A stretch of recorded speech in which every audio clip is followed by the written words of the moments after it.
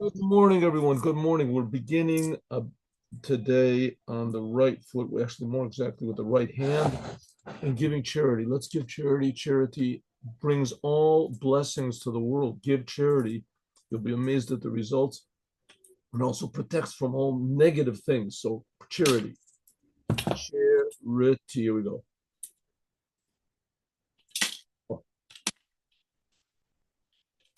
You can give bills also, but the thing doesn't. It's very hard to get the bills into this little hole here. Okay, and let us praise the Creator of the universe. Hodu Hashem Kitov Kilom Chazdo. Thank you, God. You are so good. You have kindness, eternal kindness, and it all comes into this physical world. That's what we're talking about today. We're talking about what Abraham did. What did Abraham accomplish? Abraham accomplished that he began this whole process of revealing the Creator in the creation. Abraham began the whole process of changing the goal of reality. What's the goal of life? The meaning of life is the famous, right? What is the meaning of life? So it's like Professor Viktor Frankl says, it's not so much we're asking the question. The question is life is asking us the question. Life is asking us that we have to reveal more and more life. It's begging us to reveal more and more life in the world, more meaning in the world, every situation we're in.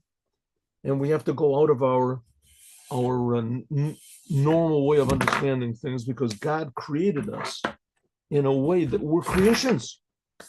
We're creations. And in order to create us, and that's what we're going to talk about now, in order to create us, he had to conceal, if you want to call it, his true identity, God. Huh? He had to conceal his true identity. He had to conceal what real reality is. So we're in this world and we have a sense that we are real and that we exist. Huh? How to say, I think, therefore I am. I am aware, therefore I am. So everybody has a sense that they exist, and everybody that's normal, at least, sense that they exist. So the Rebbe is trying to tell us that that feeling that we exist is real, but it's nowhere near as real as the source of our existence. The source of our existence. And we can feel this a little bit even in this world. You see that there are things that are more real than day-to-day life, right? People are willing to go crazy for money, for pleasure, for this. They're willing to leave everything they have. Then for the country, people are willing to give everything up, all of the pleasures and everything like that, right? Napoleon came into France. France are these fun-loving people, with parties, with wine and music. And then all of a sudden Napoleon said, let's make war against the world. Everybody left everything they had. All the men went out and let us war. So all of a sudden, the country or the purpose or communism, whatever it is, it became more real than day-to-day life. More real. And so if we read in the books of the prophets, Isaiah, Ezekiel, so they have these really, really bizarre experiences where they saw angels, and angels are more real than people. But it's too real. We're living in a situation where we don't know what real reality is. And these people were prophets. They refined their senses and especially their mind to the point where they were able to perceive things beyond the veneer of reality. Right? Just like a soldier, for instance, a soldier. Usually when there's danger, everybody runs away. A soldier runs toward the danger. He doesn't see danger to himself. He sees an opportunity, a challenge, or whatever his job. So you see past the veneer, that I say the covering of what seems to be real. You see something that's really much more real. There used to be a whole series of things. I think it's very popular in England. There was what was it? The Sherlock Holmes. Sherlock Holmes, and his whole thing was that he could see beyond what seemed to be obvious. what is it? Elementary Mr. Watson or something like that. I think I read the books. Was it Conan Doyle or somebody? Anyway, he saw not what everybody else, he saw beyond what everybody else saw. Right, beyond. And that's the same thing. Anybody who's an expert, you go to an expert doctor, he doesn't look at the outside, right? My arm hurts, my leg hurts, my head, I'm having a throbbing headache, I can't move. He says, because your shirt size is too small, right? He understands immediately, what is the problem? Behind this apparent reality, he sees a deeper reality. What the Rebbe here is trying to tell us, that the whole world is being created by God. And what is God? God is not an angel. God is not an angel. God is not, if you want to say it, God is not a reality. God creates reality. And here what the Rebbe is trying to say is that there are, generally speaking, 4 levels of reality, 4 levels of 4 dimensions of reality. That's just in general. And each one of these dimensions of reality, there's what's called 10 aspects. So now you have to remember, we're talking about God over here. So just take a simple example. The world is created from letters. So it means the letters of God are more real than we are. We're being created by letters. So the letters are more real. They have the power to create. We don't have the power to create anything. And the letters, they only come, it says, from God's mouth. And when it comes to God's mouth, that comes from God's heart. And that from God's heart, before that comes from God's brain. But the other way around, that. So we see from the Torah. Now the Torah is the only book which was given by God to man. Only book. The others, they make up things. It was something like this. Maybe, right? I heard that what happened, right? All of a sudden, 300 years later, it was revealed that God spoke to this guy and he said like this. And somebody says that the Torah was given in front of 3 million eyewitnesses. 600,000 men above the age of 20 were there, not counting the children. 600,000, that's 3 million eyewitnesses. And it was passed down from generation to generation. Every single word is exact. But who gave the Torah? That's the point. The Torah was not given by Moses. The Torah was given by God, and the people it was so real that the people couldn't bear the reality of it. So in the Torah, it tells this amazing fact that God is creating us and that we are very important to us. Very important. That's a message to the Jews. That's the God of the Jews. Every human being is important. Every human being, every animal is important. Every tree is important. Every blade of grass is important. Every grain of sand is important because God's creating it. And he's creating it constantly. He's creating time. He's creating, okay. So how is it that God is creating everything. We don't feel it at all. We don't even feel the angels. The angels, a little bit, they feel that they're being created, and that drives them crazy. They're all burning up and they're all screaming and yelling at this. Okay, so the point we want to bring over here is that God is infinitely, infinitely close to us. He's creating us. And at the same time, he is infinitely, infinitely far from us. Further than we can possibly imagine in any way. The world of the angels, that's far from us. Right? And God is creating those. Okay. So what we're trying to do is appreciate God. How infinitely far he is, and how infinitely close he is, and how infinitely incomprehensible he is, and how infinitely is important that we should try to understand as much as possible. That is the motto of Judaism. The motto of Judaism is understand God. Shema Yisrael Hashem Elokeinu. Understand, Jews, God is our God, God is one. And when a person does understand God, what does he understand? What happens? He gets love. They got this story now going on around in the news that these people broke into the Louvre in France and they stole like $100 million worth of jewels. Everybody's going berserk about these jewels. The jewels have been taken.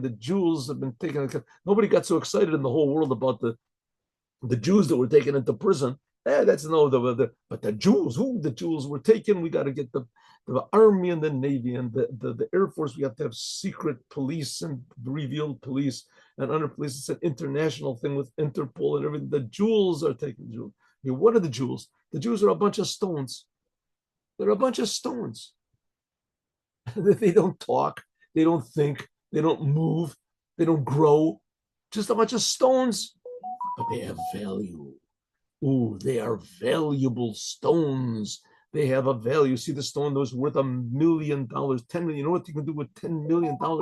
You'll be the boss, the king, the man who broke the bank in Monte Carlo. You'll be the greatest in the world. You have $10 million. This is great.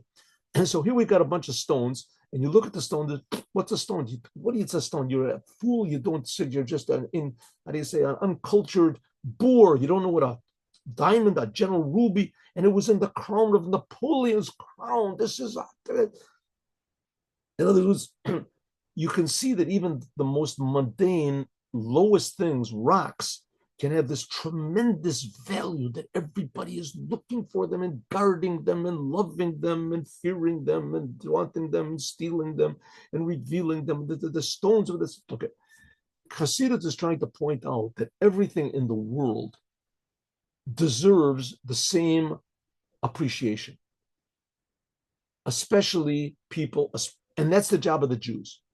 The job of the Jews is to show that everything in the world is being created. It's not Napoleon's crown, it's God's crown. God created Napoleon. I mean, maybe could be people that disagree with that, but the fact is that God did create Napoleon, and he did create the stones. He's creating so God is infinitely close to us, infinitely far from us, infinitely valuable. When a person feels this, he comes to love. You have emotions. All of the emotions that are expressed on the, what is it, the Napoleon's, whatever it is, the leg bracelet or something like that, is his crown and this, all those emotions with all the newspaper. That's what's going to be. Mashiach is going to make with God. Everybody's going to be excited about God. And the thing about the crown jewels, that's not even mine. It doesn't belong to me. Just interesting. But life does belong to me, and it belongs to everybody. That's a big gift from God. Okay. And so the Rebbe explained then up to now, okay, I didn't really want to make such a big introduction over here because there's a lot of material over here, but just so we don't get too Kabbalistic about this whole thing. See, it's a very important thing. There's like these Kabbalah centers and all this stuff, but it's not appreciating God. It's coming to appreciating, it's coaching or something like that.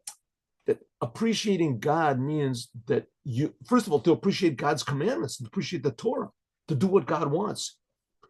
But in order that it should be done with love and appreciation, we have to realize how infinitely real God is. How infinitely real that God is really creating us. Okay, so what did the Rebbe say up to now? The Rebbe said up to now, and that there are 4 worlds, basically 4 dimensions of godliness. The lower 3 are what's called part of the creation. Bria, Yetzirah, Nasiya. Creation, spiritual creation, levels of spiritual creation. The top one of these 4 worlds or dimensions is the creator. That's Atzilut.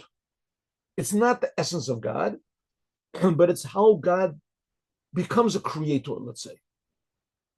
And in each one of these 4 dimensions is like in the form of God.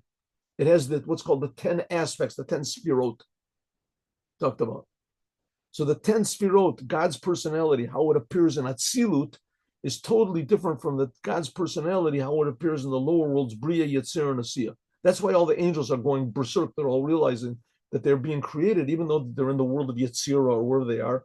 But they realize, they can feel that they're being created, and the creator is infinitely more real than them. Like a dog with its owner, the dog just realizes that it's my owner, and he's doing to do anything for it. Not a very good example, but okay. So we have to know who we're praying to. When we pray in the morning, we have to know who we're praying to. Very important. The worst sin in Judaism was what's called idolatry. Idolatry means you do not pray to the Creator alone. You pray to something else. You do not pray to the Creator who took the Jews out of Egypt and gave them the Torah. That's called idolatry. So how can we get around this? I mean, God listens to our prayers. God is too high up, right? So the Rebbe is trying to say, no, that's the point. God is higher than you can possibly imagine. God is infinitely, infinitely more removed from creation than you can possibly imagine. Like we said so many times, God does not exist. He creates all existence. All existence is a creation. And you know what existence is? There's the world of the spiritual worlds. Those, you don't understand what's the world of Yetzirah. You don't understand what's the world above that is Bria. You don't understand anything about what God is. That's the God you have to pray to. So you don't understand. Let's try to understand a little bit. Okay, but when we're learning about this, we have to keep in mind that we're, number one, we're talking about our Creator that's creating us. And number two, our Creator cares about us, each thing we do. And number three, our Creator is infinitely, our 4 times infinitely incomprehensible. We have no idea what we're talking about. But on the other hand, here we are. God is creating us, and He did give the Torah. He took us out of Egypt. So we're not talking about a spirit. Okay. So the Rebbe said the 10 Sfirot, the 10 aspects of God, how they manifest themselves in this highest world of Atzilut, they are called tikkunim. They are called more than just garments. They are called like jewelry, like we have now in the Louvre. They took the jewelry tremendously close to God, precious. Namely, that's the Chachma, that's God's aspect of Chachma, the 10 Sfirot of Atzilut. Here, I searched this thing out here. You have a look over here. Look over here, 10 Sfirot. You can Google it. 10 Sfirot, 4 worlds, right? And also Seder Hishtalshalut. Hishtalshalut means the chain of creation. Look, it also gives you an overview of what I said. A lot of this is not comprehensible. Here we go. Here we have the 10 Sfirot, right? There's different ways of numbering them, but generally speaking, it's Keter is on the top. Usually it's, see, it doesn't have it over here. Yeah. All right. Usually what's called Chachma Bina Dat. Okay, this has to be. The tree of life is also right, left, and center, but there's another way of doing it from above a straight line. And that's more about what we're talking about. We're talking about the straight line. There's Chachma Bina Dat. That's one, it's a straight line, right?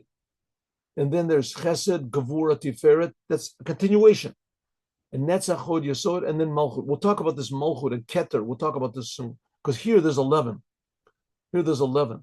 And there's really only 10 spheres. See, 1, 2, 3, 4, 5, 6, 7, 8, 9, 10, 11. But there's not. There's only really 10. So Keter is not counted. And if you do count Keter, then you don't count Dat. Okay, it's not. Here he explains it. Here he's got some good explanations. Everybody explains a little bit differently. We're talking about religious people. Non-religious people, their explanations, you have to try to ignore as much as possible. If the person is not a person that really believes in God, does the commandments, like you got these professors that were, there's one guy who won that was years ago, he won a Nobel Prize in literature for his books in Kabbalah. He wrote in Kabbalah. So it could be he knew what he was talking about, but he didn't take it seriously. Right? He didn't take it seriously. He was like writing about, ancient, Chinese literature or something that's not really well. Okay. Anyway, this, you can look it up. Here's also the thing of the 4 worlds. Ein Sof, we have Atzilut. Let's see, we have it. Oh, yeah. All right. Here we have Atzilut. No, it doesn't do it. Somewhere down here is the 4 worlds also. No, does he have the 4 worlds? Here, we have Atzilut, Bria, Yetzirah, Asiya. That's the 4 dimensions of reality. Okay, not to get too confused over here. Let's just go back to where we were, and here we go. Okay, so up to now, we've discussed in man this idea of the Sfirot, the 10 aspects of our soul, intellect, emotions, and how they're expressed through thought, speech, and action. Those are like garments. So the 10 aspects of the soul, they're considered to be like jewels, jewelry, very precious, close to us. And the thought, speech, and action, that's like garments. Okay, the same thing. Now let's do it by God, because we're created in God's image and we're trying to understand God over here. Similarly, it is also above with the 10 Sfirot, that they're called tikkunim. They are called jewelry of God. Namely, this is the chachma and the emotions of atzilut, of the highest dimension of godliness, that they're God and all of his vessels and his Sfirot are all one. But in Bria, Yetzir, and Asir, which that's lower, those are called garments. That's something like our thought, speech, and an action. Those are garments of God.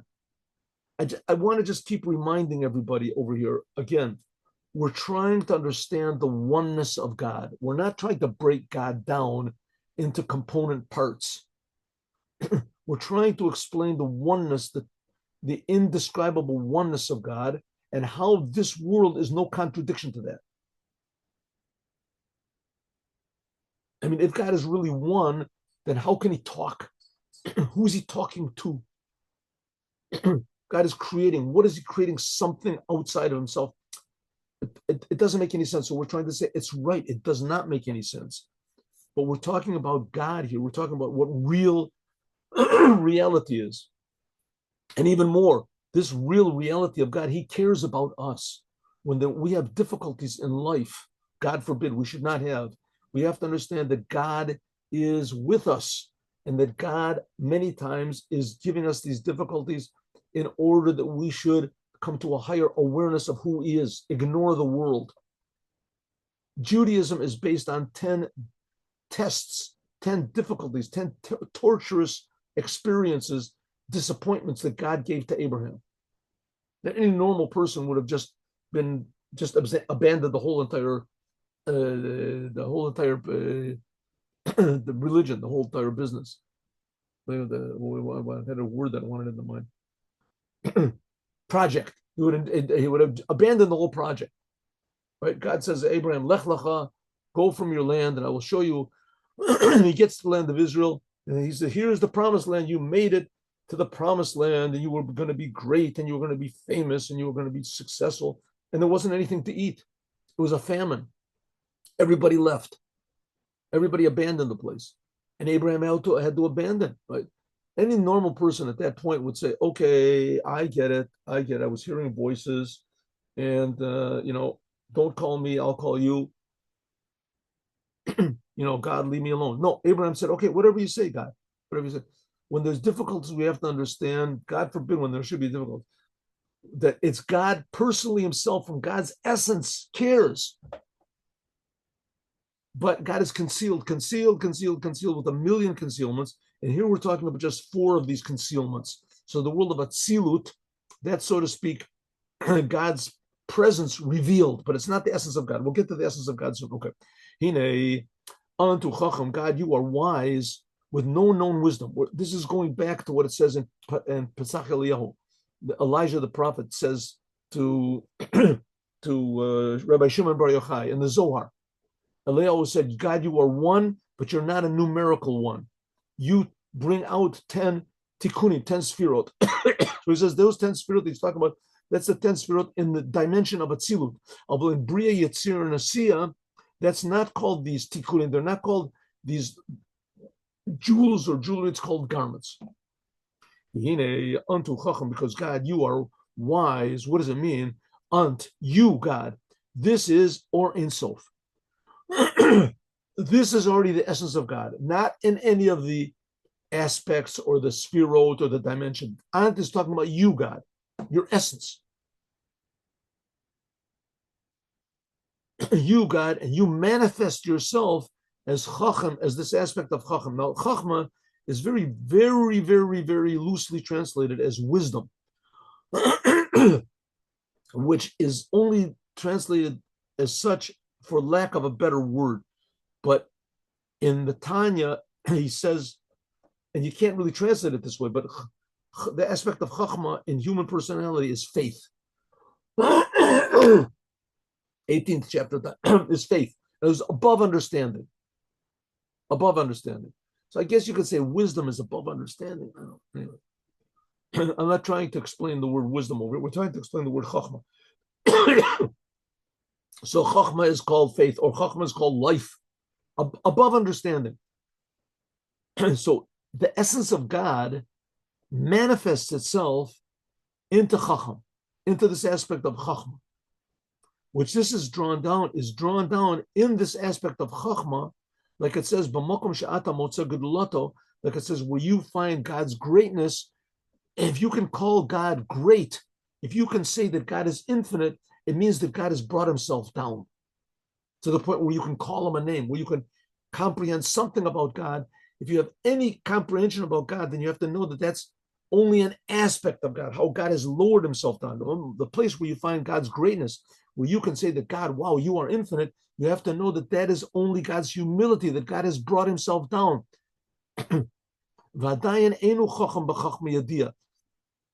This is the chachma of Atzilut. This is not chachma yediyah. Like it says, God, you are wise, but not in a known wisdom. So here we have in this sentence, we have already three levels. God, it says, God, you, that's your essence. Oh, no, it's not written here. It comes afterwards. It comes afterwards. Because God, you, that's your essence, are wise. That's how God comes into Atzilut, but not with any known wisdom. What is the known wisdom? That's a lower aspect. That's how God comes into Bria, Yetzir, and Asiya. From it is called the Chachma of Bria, Yetzir, and Asiya. Hagam, even though She'en Aroch, that there's no comparison of God's life force, how it is in the world of in the dimension of Atzilut, how it is in Bria. The world of Bria is called the world of creation. What does it mean? It's created from nothing. Creation means coming from nothing. So Atzilut in this case is called nothing, because it's totally unlike the worlds that are below it. Kol Shekhan, much more, this physical dimension, which is called Asiya, which is really broken into two. There's spiritual Asiya, Liot Nikra B'Shem Chacham, etc. Okay, so God has called all these names, but we have to understand these names of God, these are just aspects of God. That's the 10 aspects of God. And these 10 aspects of God have come tumbling down, if you want to call it, a concealment after concealment after concealment until it comes to us. Even it'll be understood even more what the rabbis say like this. Ready? Here we go. There is no plant in the world that does not grow. It just says coolly, I'm just continuing the sentence. There is no plant in the world. A plant, right? You have a flower growing in your front yard. You have a weed, a tree. There's millions of trees, billions, trillions. Who knows how many trees there are? How many blades of grass there are? Each tree has a particular spiritual power that makes it grow. The gavor gavor, and that spiritual power has also a spiritual power above it. For instance, Hare, behold, a tapuach, a apple.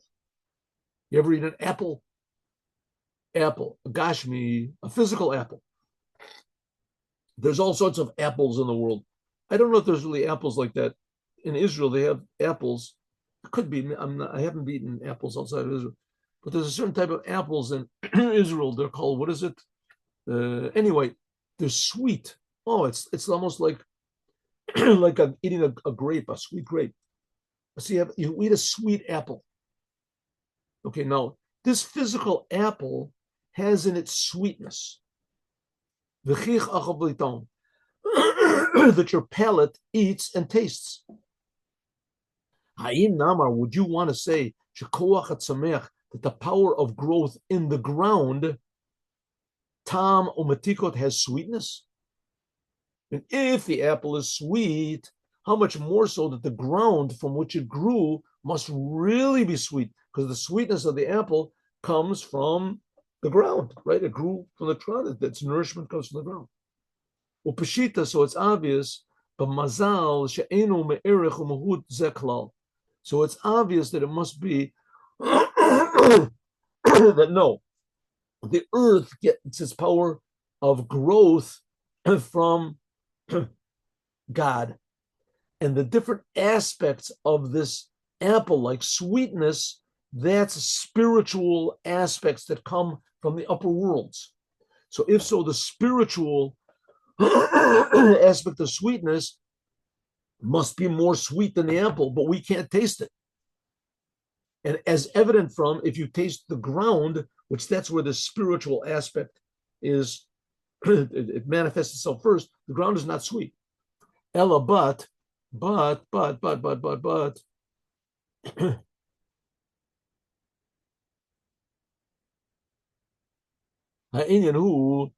topic is like this. Hamatikot, the sweetness, nimshach is drawn from chesed, from God's, what's called God's kindness. One of the aspects of God, called the God right arm. A marirot and bitterness, you ever take, like there's like bitter apples, crab apples, green apples. They come from the source. Their bitterness also comes from a spiritual aspect, which is called God's gevura. If so, these are spiritual things. So the sweetness of an apple, or the bitterness of an apple, has a spiritual source. Rak bishtalsho is only when it comes down to the level after level, it becomes so physical until it manifests itself in from this level of God's kindness or God's love, it comes to be the sweetness in an apple. Even though that there's no comparison one to the other, nevertheless, it is still of its same nature, just like sharoim, like we can see, kami mini arivos, there's all sorts of different types of sweetness and pleasant, and how do you say, pleasure in the spiritual worlds. For instance, there's pleasure that you can get from wisdom. This is also sweet. And also pleasure from music. A person has a beautiful voice, comes from the heart, right? Everybody is hypnotized. Sweetness is beauty. And therefore, Bakama, you read those many ways. In the Greeks and the Romans, they worship these things, right? They had the God of love and the God of beauty and the God of pleasure and the God of war and the God, because you don't know where they come from. Where does love come from? Where does pleasure come from? Where it's just, wow, right? It's just like some godly thing. So they thought that this was God of pleasure, the God of, and they got a good point, but that's called idolatry. That's called idolatry. Because all of these levels and sources of sweetness and things, those are just manifestations of God. That's not God. But nevertheless, God is manifesting himself. And that's why every human being is supposed to give thanks for everything, but thanks to God. Thank you, God, for apples. Thank you, God, that I have teeth. Thank you, God, all these things are manifestations of God, but they come from God. And therefore, Bakama Yuridos, many with Nasa, Matikos, therefore becomes physical, actual sweetness. Agam she'efresh, even though the difference is tremendously distant between spiritual sweetness and physical.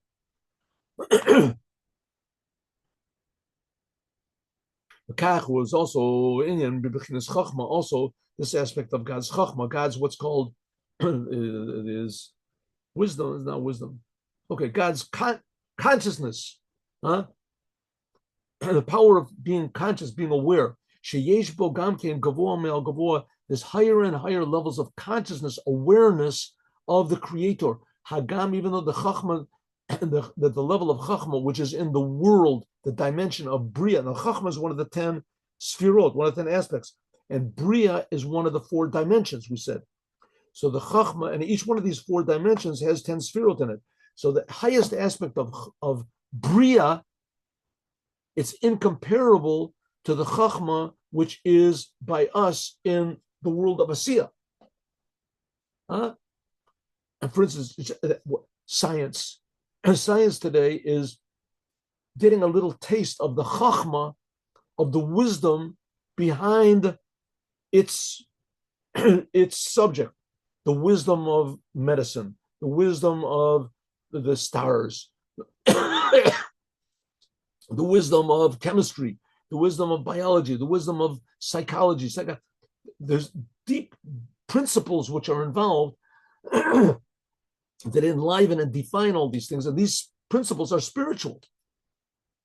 But you can tap into it, says the Rebbe, that you can tap into any sort of a plan of this world, wisdom, Einstein, these people, that's what's called the lowest aspect of Chachma that there can be. Chachma of the world of the dimension of Asiya.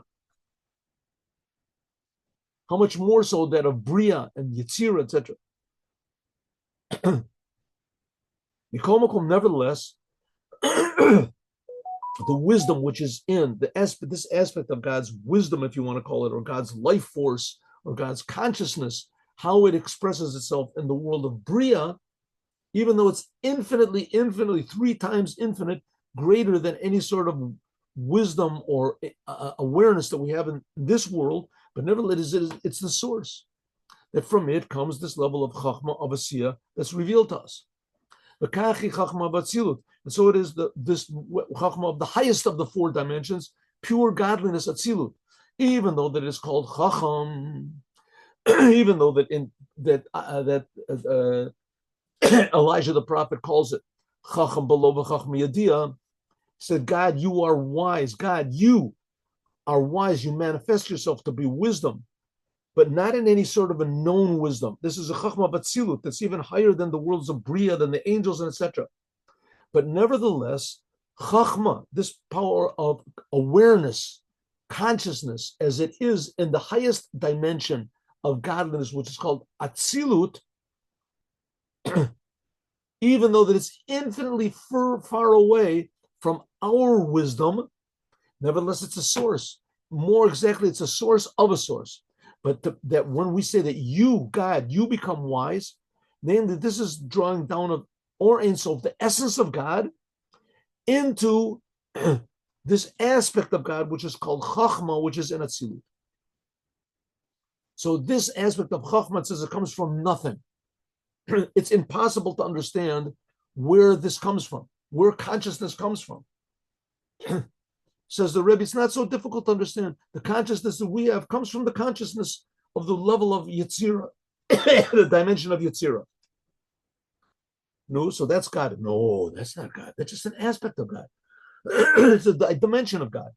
The consciousness of Yetzirah, that comes from the consciousness from Chachma of Bria. It says, oh, so that's God. No, it's not God. That's just a dimension of God, a higher dimension.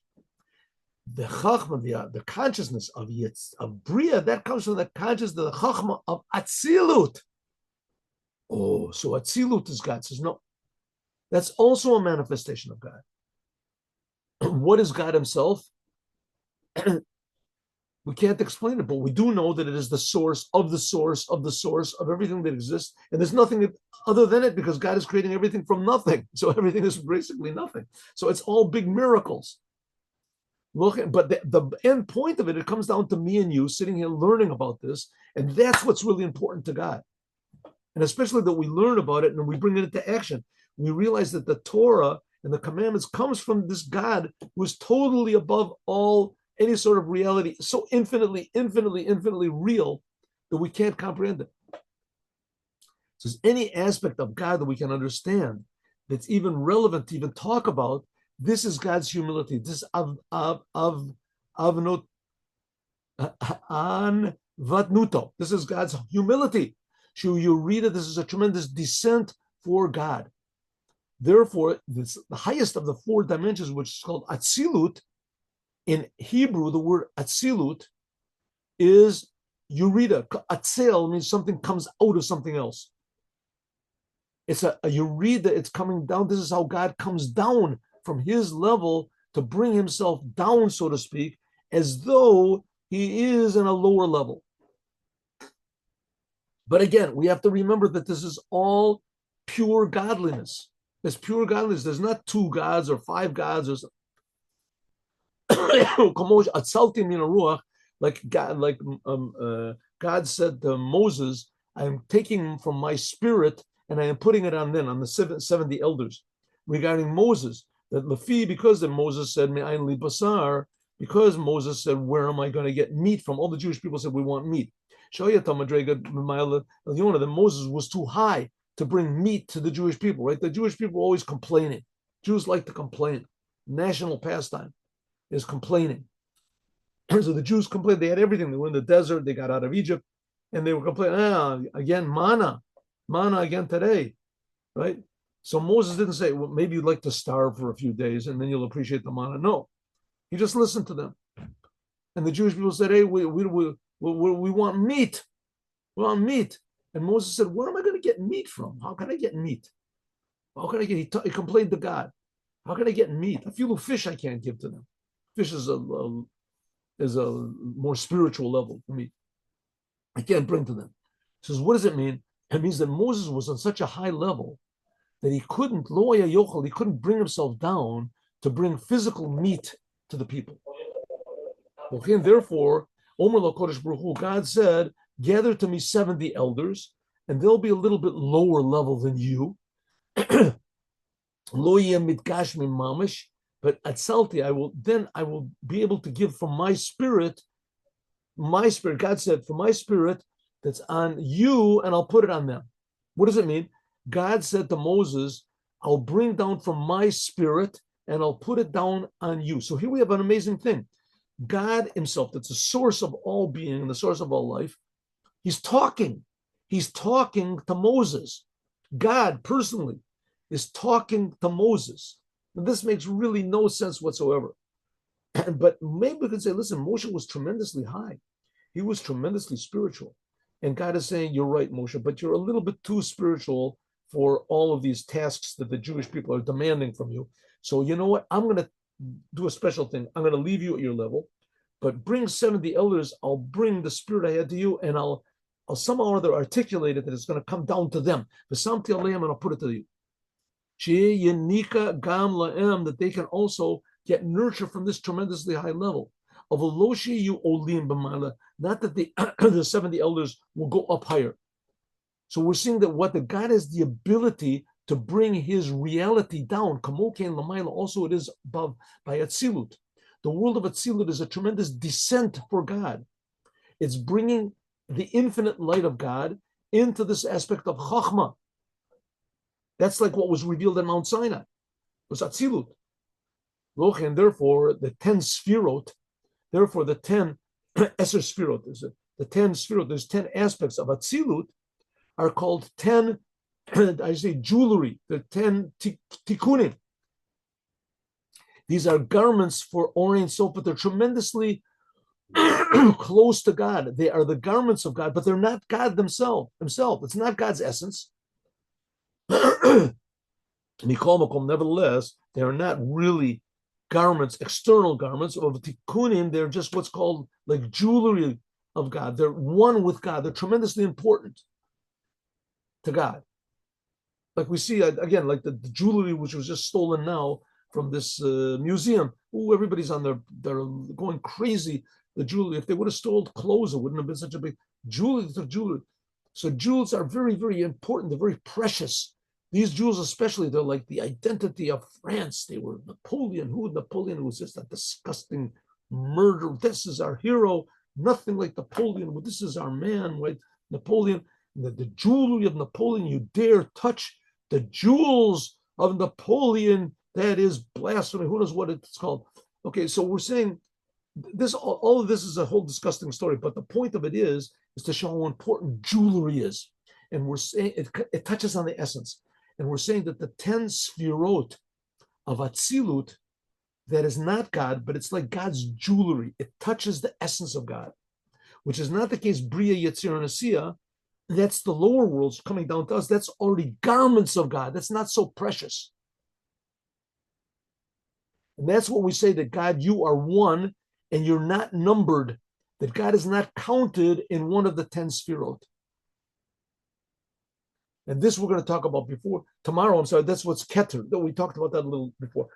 That's the aspect of Keter. Okay, so what did we learn over here? What have we learned today? Let's make this a little bit of a summary of what's going on. It is a commandment to try to understand God. It is the motto of Judaism to try to understand God. Shema Yisrael means understand, Jews, God is our God. God is one. So you have to try to understand. The more you understand God, the aspects of God, two things happen. Number one, the more you realize that God is incomprehensible. But what little tiny bit you do understand of God, that will arouse your love, your appreciation, your awe, your fear, a healthy fear. Like people are afraid to drive on the wrong side of the street. It's a healthy fear. You'll come to appreciate that God is really our creator. God is more real than we are. And the most important thing in God's mind is us. Then you start to feel that love, that God loves us. Then you start to love God. But first of all, we're trying a little bit to make us understand that God is not anything like we thought he was. And if you understand a little tiny bit about what God is, that's maybe the world of a Yetzirah, maybe. And then there's the upper levels, it's infinitely higher. But it's coming to appreciate how important God is. Okay, now let us learn the Devar Malchut. Here we go. Stop the share.